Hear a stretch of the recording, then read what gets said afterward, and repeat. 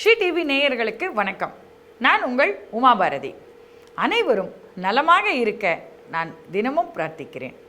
இன்றைக்கு நாம் பார்க்க இருப்பது மகாகவி சுப்பிரமணிய பாரதியாரோட புதிய ஆத்திச்சூடியில் 36வது ஆத்திச்சூடி, சௌரியம் தவறேல். சௌரியம் அப்படின்னா என்னன்னு கேட்டால் களவு, வீரம் அப்படின்னு ரெண்டு அர்த்தம் கொடுக்குறது நம்மளோட கழுக தமிழ் அகராதி. களவு அப்படின்னா இன்னொரு அர்த்தம் இருக்குது, காதல் அப்படின்னு ஒரு அர்த்தம் இருக்குது. வீரம்ன்றது நம்மளோட அடையாளத்தில் ஒன்று. காதலையும் வீரத்தையும் ஒரு சேர நாம் கை கொள்ளுதல் அவசியம் அப்படிங்கிறார் மகாகவி. காதல் வரும்போது வீரம் அதோட தன்னால் அது கூட சேர்ந்து வந்துடும். இதுதான் பாரதி இந்த ஒரு வரியை நமக்காக எடுத்து கூறியிருக்கிறார். நமக்கெல்லாம் நல்லா தெரியும், ஆண்டாளை பற்றி நமக்கெல்லாம் நன்றாக தெரியும். திருப்பாவை பாசுரங்கள் பாடி பகவான் கண்ணனையே கணவனாக அடைந்தவள் ஆண்டாள் இல்லையா? ஆண்டாள் ஒரு சிறு குழந்தையாக நந்தவனத்தில் கிடைக்க பெற்றாள் பெரியாழ்வார் வீட்டு தோட்டத்தில். அவளுக்கு கோதைன்னு பெயரிட்டு அழகாக தன்னோட மகளாகவே வளர்த்து வரார் பெரியாழ்வார். கோதை வளரும் போதே தன்னோட அப்பா கூட சேர்ந்துண்டு அந்த ஸ்ரீவில்லிபுத்தூரில் இருக்கிற அந்த ரங்கமன்னார் கோவிலுக்கு பெருமாளை தினமும் சேவிக்கிறதுக்காக போயிட்டே இருப்பாள். அந்த அப்பா கூட சேர்ந்து போய் போய் போய் அந்த பெருமாளை அவளுக்கு ரொம்ப பிடிக்க ஆரம்பிச்சிருச்சு. சின்ன குழந்தையிலேயே பெருமாளை கண்டா, ரங்கமன்னாரை கண்டா ஆண்டாளுக்கு ரொம்பவே பிடிச்சிருச்சு.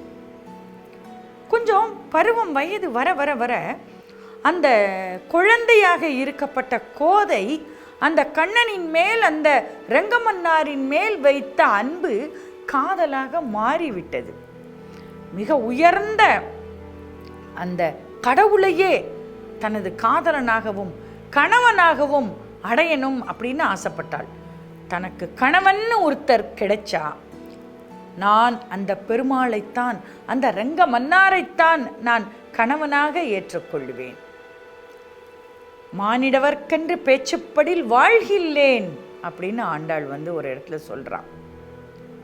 இப்படி இருக்கும் பொழுது இவ ரங்கமன்னாரை விரும்புறதுனால என்ன ஆயிடுறது?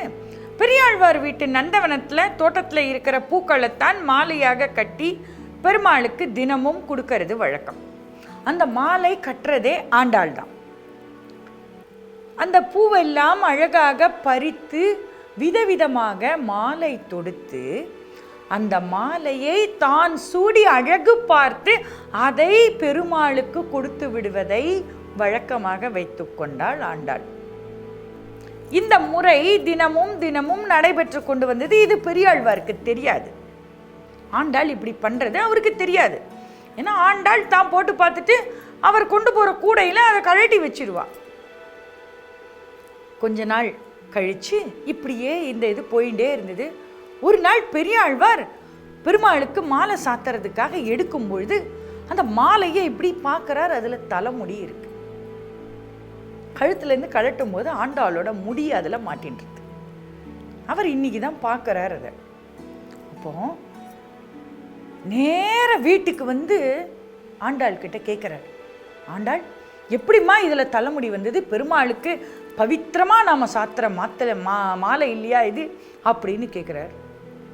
அப்பா, நான் தினமும் நான் போட்டு பார்த்துட்டு இந்த மாலை அழகா இருக்கா, இதை பெருமாளுக்கு சூட்டினால், அந்த ரங்கமன்னாருக்கு சூட்டினால் அழகா இருக்கா அப்படின்னு பார்த்துட்டு தான்ப்பா நான் தினமும் கொடுப்பேன் அப்படின்னு ஆண்டாள் சொன்ன உடனே பெரியாழ்வாருக்கு கோபம் வந்ததே. பார்ப்போம், ஆண்டாளை கண்டபடி திட்டார்.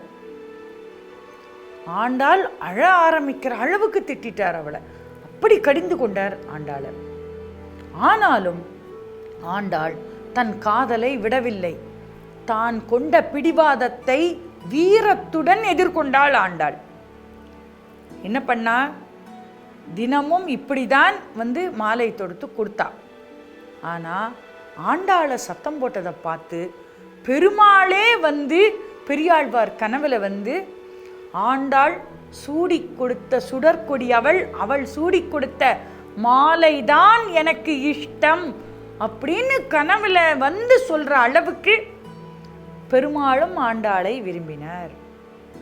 ஆண்டாள் என்ன பண்ணா, பாவை நோன்பு இருந்தா 30 நாட்கள் திருப்பாவை பாசுரங்கள் பாடினாள்.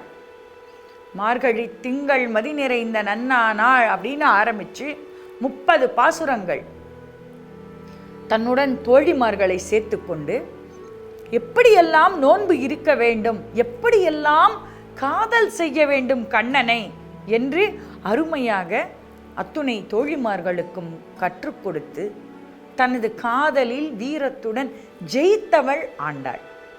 ஆக காதல் என்றாலே அங்கு வீரம் வந்துவிடும் இல்லையா? தான் வாரணமாயிரம் பாடல்கள் பாடி அந்த தான் கண்ட கனவை நனவாக்கியவள் ஆண்டாள். ஆக நாமும் அதைப்போல் உயர்வானவர்களை காதலிக்க வேண்டும், அதை வீரத்துடன் அடைய வேண்டும் என்பதற்கு ஆண்டாள் நமக்கெல்லாம் ஒரு சிறந்த எடுத்துக்காட்டு. இதைத்தான் மகாகவி சௌரியம் தவறேல் என்று குறிப்பிடுகிறார். அடுத்ததாக நாம் பார்க்க இருப்பது மகாகவியின் புதிய ஆத்திச்சூடி வரிசையில் 37வது ஆத்திச்சூடி, ஞமலி போல் வாழேல். நாளை பார்ப்போமா? நன்றி, வணக்கம்.